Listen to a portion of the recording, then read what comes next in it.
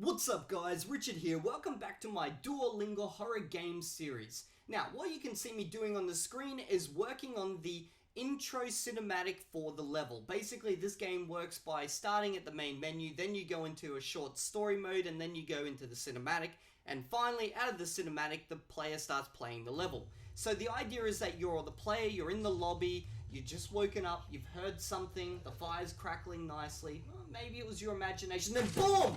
Door comes through the wall, and then we give the player these various little hints that basically tell them they need to get to their room and get to their phone. Now, while I was working on that, Josh was working on the procedural textures as well as the various set furnishings, and he even showed me a little bit of Substance Designer, which I had not really seen in action before. Now, for me, I had to refocus on localization. I want this game available in multiple languages, particularly English and Esperanto, and just here I am testing out that localization, and hint hint, I've used the Australian flag for English. Sorry, Brits and Americans. Now, there's a random kind of joke that's been happening between me and Josh this entire time. When we started this, I said, hey Josh, you know what, I really want to do a fair bit of modeling for this. And he's like, yeah, okay, but I'm the environmental artist. And I was like, oh, come on, man. And he's like, fine, you can do the bed.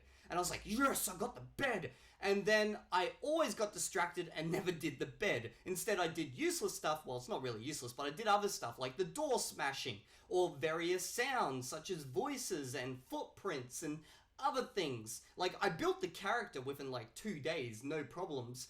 But for some reason, I kept delaying on the bed. I wanted to work on other things. Like right here, I'm working on the fireplace, basically making it so that the fire crackles. It has a crackling sound, and the lights themselves like crackle up and down. And in fact, I'm trying to look at it right now, but Dor won't get his fat face out of my camera.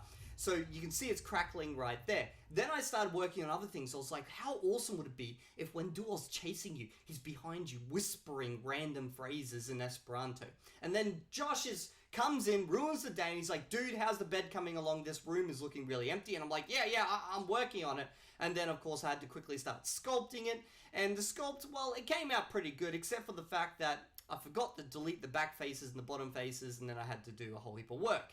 And then Josh is like, so how are you going to paint it? And I was like, oh, I'll just use Blender. And he's like, what? No, use Substance Painter. I'd never used it before, so I had to then go and learn it. And I'm so glad I learned it. I don't know where this tool has been all my life. Oh my god, it is amazing. After working on the bed and getting Josh off my shoulders, I then went and focused on the various widgets. These are like things that pop up and effects and stuff like that. For example, I'm working on what's called the wake up widget. When you first wake up, your eyes start to slowly open. Then I made some sounds for the wake up widget and also various other things. You'll notice that I have a tendency to jump between things during the day. For me, that just makes it more dynamic and more fun. But the two things I needed to work on the last day were the death sequence and the win sequence. So here I'm working on the win sequence. Basically, you need to get to your phone, and obviously there's your phone and there's a charger. We didn't have these, so I had to make them. Basically, I'm just working on the charger and the phone at this stage, and I'm actually learning quite a bit in the process, especially regarding how to put a cylinder and that together in the correct way. Then for the death sequence, I basically want it so that your camera whips around, looks at Duo, zooms in, and then pops up various text. So I was just putting the camera into place, zooming in on his eyes to create the most frightening thing imaginable. Then I went back to the win sequence. Here I'm just unwrapping that phone that I made, just pulling out the UVs and putting a little bit of space between them and then painting them basically within Photoshop because it's just a phone screen. It's basically pretty flat. Then I worked on basically a little widget that floats above the phone which basically says grab the phone to end the level and win. Now Josh was working on other things such as candles and various other like small set dressing stuff, things that you won't really notice but really do add to the atmospherics of the level. I had to then jump onto his lights and basically make it so that the emitters on the lights, which is the glowing effect, would also go out as the light itself would go out because the two actually aren't linked. Anyway, I'm going to run through the entire game now for you so you can actually hear it, and I'm going to be quiet so you can hear the sounds.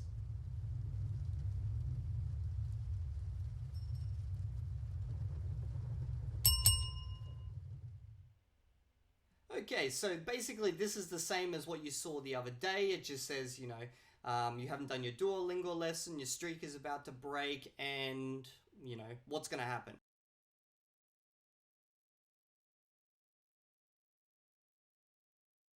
And this is where that cinematic that I was talking about earlier kicks in. You wake up looking at the ceiling, look down. The fireplace isn't finished yet, neither is the carpet. But we'll get to that tomorrow.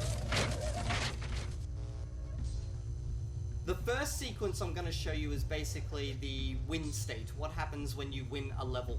And for your information, there's going to be a ton of levels, but it's going to randomly select levels for you. Here you can see the lights blowing out as Duo runs past them. And the whole time, he's whispering behind you random sentences in Esperanto. And did you see that? The candles even have flames and everything. Now, the level's not complete. As I said, still need to do carpets. There's a few doors missing, so if you run through the wrong door, you're literally going to fall into the abyss. But for the most part, we've got, I'd say, 90% of stuff down. We just need to work on a few, like, graffiti style, demonic things on the walls. And this is the win sequence. That terrible sound you heard, that's actually from Duolingo, the app. And this is the death sequence. And that's pretty much it, guys. If you've liked this video, like it, share it around, sub to the channel, and I'll see you all in the next video.